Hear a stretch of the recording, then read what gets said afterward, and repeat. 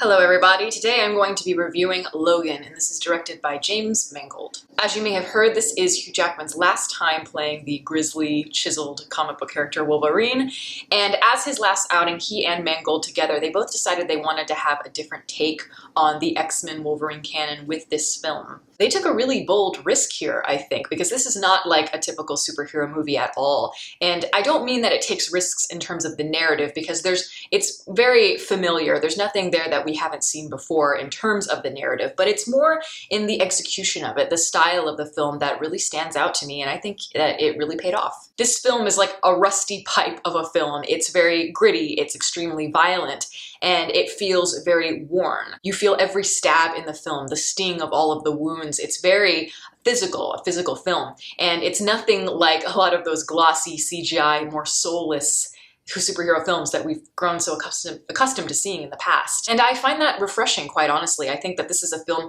with soul. It has a moral compass, and it tries to strip away all of those more obvious tropes. The film starts with a brawl between Wolverine and several men, and Wolverine gets knocked to the ground. And while he's on the ground, the camera's right next to him, and you see in the corner of the frame, Logan, the name of the film.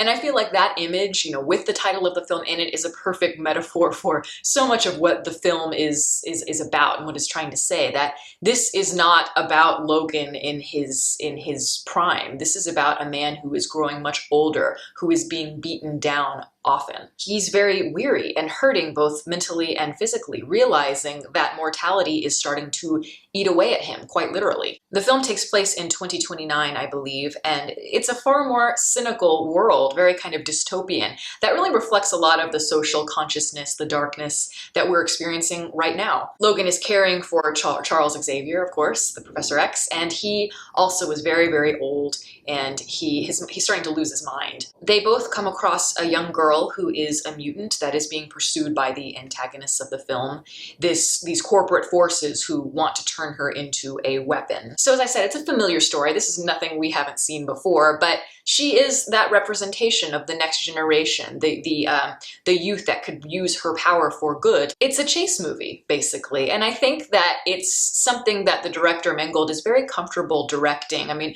we've seen him do films like that in the past. He's a very classical director. He likes to kind of borrow from lots of genre pieces of the past. I mean, we saw that in his remake for 3:10 to Yuma, which I thought was a really solid movie. There are a lot of kind of callbacks to a lot of those nostalgic narratives that you see echo in this film. Morally, visually, there are callouts to films like Shane, which is of course a classic film as well.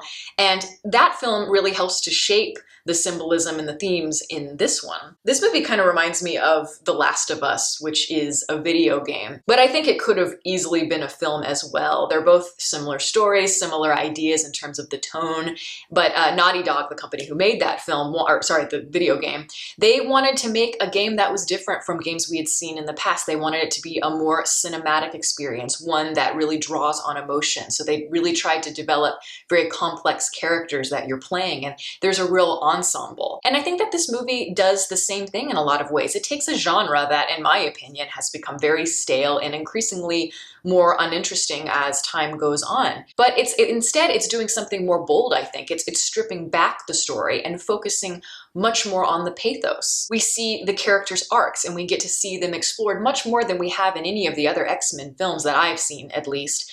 Yeah, it does resort to certain cliches here and there that I think that the film could have done without, but overall I was very convinced by it. I know I have criticized superhero films in the past. I have talked about how I think that they are too literal and too realistic, and they sacrifice a lot of their artfulness in the fantasy aspect of what makes a comic book film, a comic book or a graphic novel so special. But I actually think it works in this instance because of how well they sell it. It takes the gloves off and goes all in to the point where it doesn't even feel like a comic book movie at all. I think that somebody could just walk in and see this, and they probably wouldn't really need much context. I mean, it even includes the X-Men comic book within the movie as kind of a fable to contrast that fantasy from reality. So we can look at the situation and see that it's very separate from what people believe, the idealism of it all. And it really does succeed in terms of just being a dramatic work because of the core themes of the story. They're very intact, they're very resonant, and they're consistent all the way through. I've seen a couple people here and there describe this film as a nihilistic film. And I don't see it that way at all. I really disagree. To me, this is the opposite of a nihilistic film. It's a film that masks itself in nihilism, but it begins to peel back those layers, those hardened calluses, to reveal what is important, which is love, vulnerability, the need to connect, and how that leads us to the feeling of hope. That yes, morality is real, that people like Charles Xavier and Logan are both aging rapidly, and Logan seems to be rotting from the inside in some way, but the fact is that we're all rotting technically. From the day we're born, we're slowly getting closer to our imminent fate. So we must choose how we spend our life, whether it's learning to love or running away from that vulnerability and those emotions. And that's really the main conflict here in terms of what Logan is struggling with. He's realizing that he does have responsibilities as a man,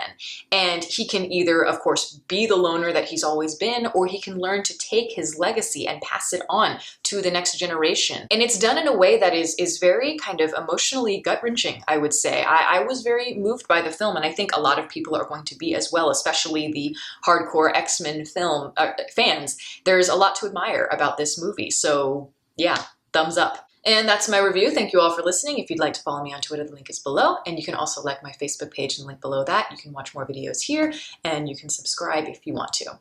Catch you next time.